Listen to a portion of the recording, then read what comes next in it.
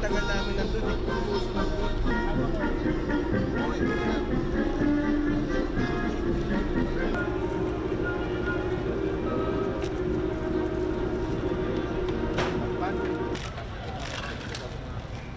Sabihin natin siya.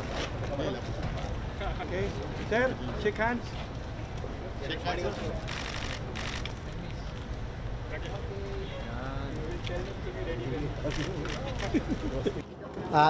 Itong visit ng ating kaibigan ng mga Indian Coast Guard is part of our enhanced cooperation sa kanila, and kasama din dito yung ating recently signed na Memorandum of Understanding sa kanila on enhanced maritime cooperation, na kasama dito ay yung ating people-to-people engagement, yung ating engagement sa kanila on human resource development, particularly on training and exercises.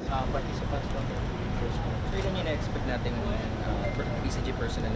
While they also conduct all Coast Guard functions, but specialize yung kanilang barko on marine environmental protection. So kasama sa naka-line up natin is yung training natin and demonstration ng kanilang capability on marine environmental protection. At magkakaroon din tayo ng training on maritime law enforcement, particularly on board and search operations, and then search and rescue.